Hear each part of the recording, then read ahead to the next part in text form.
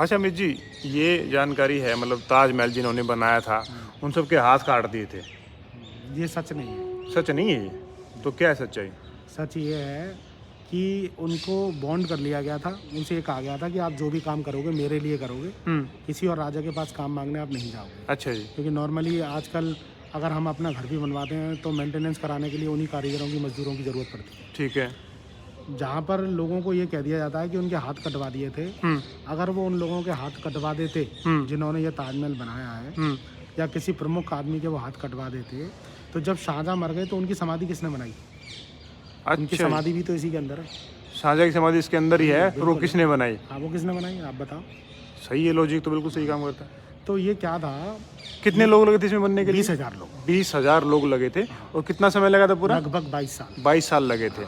अच्छा जी, ठीक है। ये कई पार्टों में बना है, 12, 5, 17 और 5, 22। अच्छा जी, हाँ। ठीक है। तो हाथ काटने वाला सच में ज़्यादातर लोग इसको फैलाते हैं कि हमें अपनी नई जनरेशन को चेंज करना है, बताना है कि आखिरकार सच्चाई क्या है इसके अंदर। वो यही है कि जब ये जो पच्चीकारी का काम करते हैं, हाँ हाँ। जो इंग्रेविंग वर्क का काम, जो ग्राइंडर के ऊपर घिसा जाता था, उसको शेप्स दिए जाते थे फ्लावर्स के, पेटल्स के, जी। तो जिसमें कुछ पत्तियाँ ऐसी हैं जो करीब 15 इंच की भी हैं। अच्छा। उनको तो आप आसानी से होल्ड कर सकते हो। लेकिन कुछ पत्तियाँ ऐसी भी हैं जो 1 इंच से भी कम है, अच्छा। आधे इंच की हैं, कुछ मिलीमीटर में भी हैं। अच्छा जी। तो जब उनको वो ग्राइंडर के ऊपर घुमाते थे, उसको शेप्स देते थे, डिज़ाइन देते थे, तो उनकी जो फिंगर हैं वो थोड़ी सी कट जाती थी, तो उनमें ब्लड निकल आता था। अच्छा अच्छा। तो जो शेप्स दे करके जब उनको वो डिज़ाइन देते थे, तो उन्होंने एक स्लोगन तैयार कर लिया कि यार शाहजहाँ ने ताजमहल बनवाते बनवाते हमारे तो हाथ कटवा दिए। हाथ कटवा दी, मतलब ये सिर्फ कहावत बन गई वैसे? ये सिर्फ एक कहावत थी, ना कि फिजिकली बॉडी से उनके हाथ काटे गए। अच्छा जी, अच्छा जी।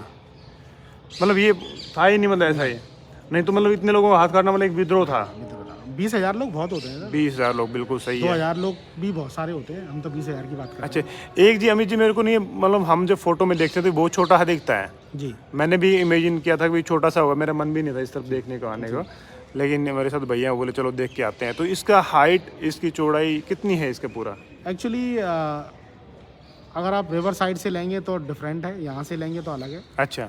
यहाँ से जब आप बॉटम टू टॉप देखते हैं, नीचे रेड प्लेटफॉर्म से और ऊपर तक, पिनकल तक, ये लगभग 81 मीटर का है। 81 मीटर। फिट में काउंट करें तो लगभग 243 फुट। 243 फिट आएगा। फिटों में बताओ आप, ठीक है।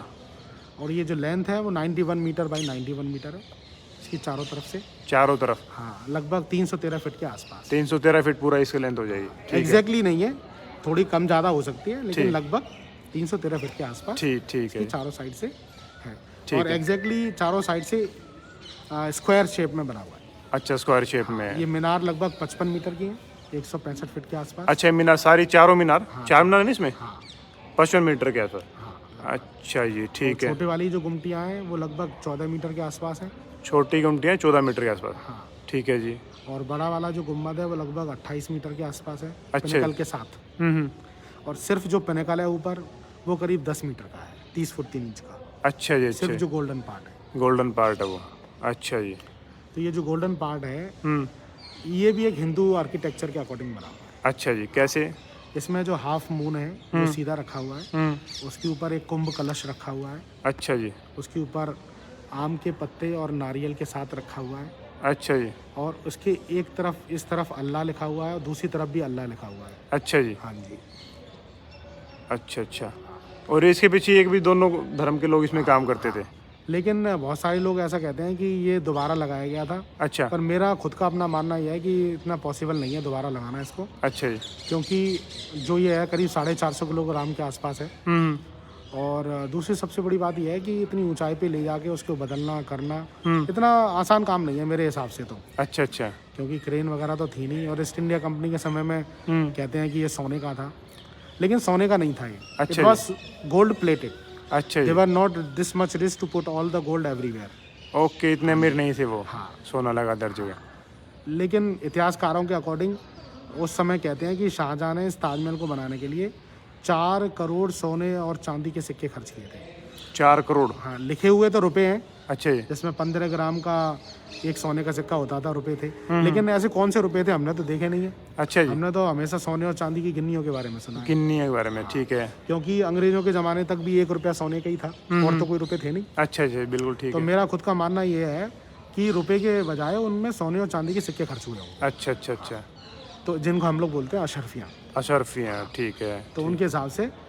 और 4 करोड़, हो सकता है थोड़े बहुत कम हो, अच्छा जी, हाँ, लेकिन पैसे वही खर्च हुए हैं, सोने और चांदी के सिक्के ही। अच्छा जी, हाँ, तो ये जो पिनेकल है ये भी एक सोने की परत चढ़ी हुई थी, अच्छा जी, जिसके ऊपर कुछ प्रेशियस स्टोन्स कहे जाते हैं कि लगे हुए थे, जो ईस्ट इंडिया कंपनी के समय में उतार लिए गए। अच्छा जी, तो एक वेबसाइट पर आप गूगल पर अगर सर्च करेंगे तो ओल्ड पिक्चर ऑफ ताज, अच्छा जी, तो उस पर आपको एक पिक्चर देखने को मिलेगा, इस पिनेकल के ऊपर अंग्रेज चढ़े हुए हैं। अंग्रेज चढ़े हुए हैं? हाँ जी, और अपना डेट और नाम मेंशन कर रहे हैं इसके ऊपर। अच्छा जी, हाँ जी, क्यों, वो क्यों किया?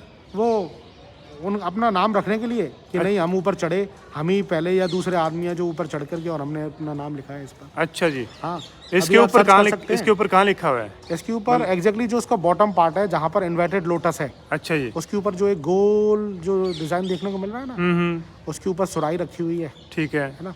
तो उस गोल्ड पार्ट से लेकर के सुराई के बीच में एग्जैक्टली मुझे याद नहीं है, उसी जगह पर कहीं लिखा हुआ है। अगर आप अभी तुरंत भी सर्च करेंगे पिक्चर को तो वो देखने को मिल जाएगा। अच्छा, गूगल पे पिक्चर दिख जाएगा? गूगल पे पिक्चर मिल ठीक जाएगी, ठीक इसके है अंदर जी, बनने की समय थी। ठीक है जी।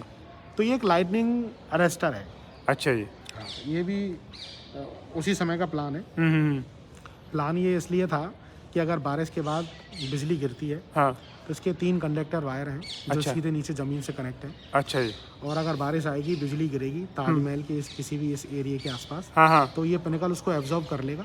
अच्छा जी, और बिजली इसके- गिरेगी नहीं? जी हाँ, बिजली गिरेगी तो वो उसको एब्जॉर्ब करके सीधा ज़मीन के थ्रू नीचे नीचे अंदर चली जाएगी और ताजमहल को कोई डैमेज नहीं होगा। डैमेज नहीं होगा, ठीक है जी। ये उसी ज़माने की सोच है। हाँ बिल्कुल ठीक है जी, बिजली को मतलब गिरने से बचाने के लिए, गिरे ना, असर ना पड़े इसलिए। इसके दो तरफ एक तो ये बना हुआ है, ये क्या चीज़ ये है? शाही मेहमान खाना है राइट हैंड साइड में। अच्छा जी, मेहमान खाना थोड़ा सा गलत रहता है कहना, इसका जो असली नाम है वो है जमात खाना। जमात खाना, जमात बोलते हैं ग्रुप को। अच्छा जी, तो जो लोग मस्जिद में नमाज पढ़ने आते थे पेड़ की दूसरी तरफ लेफ्ट हैंड साइड में, अच्छा जी, पेड़ की दूसरी तरफ लेफ्ट हैंड साइड में शाही मस्जिद है। पीछे, इसके पीछे दिखेगा मतलब अभी? हाँ, ठीक है छोटा सा दिखेगा। तो शाही मस्जिद में जो लोग नमाज पढ़ने आते थे जी, वो लोग दिन में यहीं आराम करते थे, अच्छा जी। अगर उन्हें आराम करना होता था तो। इसके अंदर नमाज करते थे? हाँ, अच्छा जी। ताजमहल के अंदर नहीं, तो मस्जिद के अंदर। मस्जिद में, मस्जिद इस तरह मस्जिद है? हाँ, इस तरफ चलो जी, आओ दिखाओ जरा, देखते हैं। अच्छा जी, ठीक है। है ना। तो अभी दिखा देंगे आगे से। अच्छा, फिर तो ये शाही मेहमान खाना हम लोग इसलिए बोलते हैं, ज़्यादातर लोगों को जमात खाना समझ में नहीं आता, अच्छा, इसलिए हम अच्छा। लोग गेस्ट हाउस इसको। गेस्ट हाउस बोलते हैं, ठीक है। अदरवाइज़ ये रहने की जगह नहीं है, ये सिर्फ एक मौजोलियम है अच्छा जो शाहजहाँ के अकॉर्डिंग बेगम के मरने के बाद उनकी याद में से बनाया था। अच्छा अच्छा, बेगम की याद में? हाँ, मुमताज़। नहीं, मुमताज़ की याद में ताजमहल बना था। हाँ, मुमताज़ बेगम बोलते हैं वाइफ को। अच्छा, हाँ, मुमताज़ जो उनका असली नाम नहीं था, उनका असली नाम था अर्जुमंद बानो बेगम। अच्छा जी, तो उनकी याद में इसे बनाया था। अच्छा तो ये कॉन्सेप्ट था स्वर्ग का। अच्छा, वो भी स्वर्ग का कॉन्सेप्ट है? हाँ, ये पूरा ही स्वर्ग का कॉन्सेप्ट है। अच्छा अच्छा, हाँ, पूरा ताजमहल स्वर्ग का कॉन्सेप्ट ये था कि अगर धरती पे स्वर्ग होगा तो वो स्वर्ग कैसा दिखाई देगा। जब आप स्वर्ग के अंदर जाएंगे तो आपको सुविधाएं क्या मिलेंगी। अच्छा, जब आप स्वर्ग के अंदर जाएंगे तो उसका दरवाज़ा कैसा होगा। अच्छा हर जी, एक चीज़ उन्होंने उसके कॉन्सेप्ट, उसके हिसाब से बनाया हुआ है। इवन बाग बगीचे, अच्छा, बागों को उनके नाम अलग नाम से जाना जाता था, जिसे कहते हैं बाग ए बहिश्त बाग या बहिश्त। बाग ए बहिस्ता, अच्छा जी, स्वर्ग का बगीचा, जिसमें सीजनल फ्लावर और अलग अलग प्रकार के और भी जो फ्लावर होते हैं जो 12 महीने चलते हैं वो, अच्छा जी, और ड्राई फ्रूट्स सभी के यहाँ ट्री होते थे। अच्छा जी, सभी के वृक्ष थे यहाँ पे? हाँ, सभी के पास। अच्छा जी, बहुत फिर खूब। जो बीच में एक पॉन्ड बना हुआ है वाइट मार्बल का, वो एक सेंटर पार्ट है जो ताजमहल की दूरी को कवर करता है। अच्छा जी, हाँ जी, सेंटर पार्ट जहाँ पर लोग खड़े हुए हैं। ये सेंटर पार्ट है? हाँ, अच्छा जी, तो ये एक पॉन्ड है और एक ये खूबसूरत जो जगह है, ऐसा कहते हैं कि इसमें कमल के फूल हुआ करते थे चारों तरफ अच्छा जी, फाउंटेन में। अच्छा अच्छा, तो जो फाउंटेन है ये सब ओरिजिनल है। ये स्वर्ग की नहर कहा जाता है इसे। स्वर्ग की नहर? हाँ, अच्छा जिसे जी, उनके लोकल लैंग्वेज कहते थे नहरे बहिश्त या नहरे बहिस्ता। अच्छा जी, हाँ, स्वर्ग की नहर। ठीक है। अंदर पानी जाने का बना हुआ, कुछ अंदर भी जाने का है? हाँ, अंदर जाने का कहीं नहीं है, इसमें पानी है, फाउंटेन है। उस जमाने में चलते थे सारे फाउंटेन, अच्छा अच्छा, ग्रेविटी फोर्स से चलते हैं। ग्रेविटी फोर्स से? कैसे ग्रेविटी फोर्स से? वो मस्जिद के पास पीछे एक बहुत बड़ा वाटर चैनल सिस्टम है अच्छा। खाने आलम के अंदर, और उस मस्जिद से पानी को जल महल तक लाया जाता था, अच्छा जी। और जल महल तक लाने के बाद फिर ये सारे फाउंटेन चलते थे उस ज़माने में। अच्छा अच्छा, और ये ओकेजनली चलाए जाते थे, हर रोज़ तो नहीं चलते। रोज़ नहीं जलते थे। ठीक खास है। तौर से जो ईद है या और उनका कोई पवित्र त्यौहार है, और जैसे मुमताज़ की डेथ एनिवर्सरी है, तो उस समय पर कुछ उसमें एक्स्ट्रा ऑर्डिनरी कुछ फैसिलिटीज़ होती थी, अच्छा जी, और इसको खूबसूरत तरीके से सेलिब्रेट किया जाता था डेथ एनिवर्सरी में। बहुत खूब। तो ये दोस्तों बहुत सारी मिथ थी इसके बारे में कि उनके हाथ काट दिए गए थे, छोटा हाथ ताजमहल दिखता है, ऐसा ऐसा कुछ नहीं है। ये बड़ा है, बहुत बड़ा साइज़, जो हमने बताया वीडियो के शुरू में, हमें अमित जी ने डिस्क्राइब किया अच्छे से। अभी अंदर कवर कर सकते हैं वीडियो वगैरह? नहीं, अंदर वीडियो अलो अलाउड नहीं है। नहीं है। अच्छा है। मैं आपको एक्सप्लेन कर दूंगा, फिर आप अपने यहीं से खड़े होकर के उसको बना सकते अच्छा अच्छा अच्छा, ठीक है जी, हैं। देखिए, officially it's not allowed. Okay.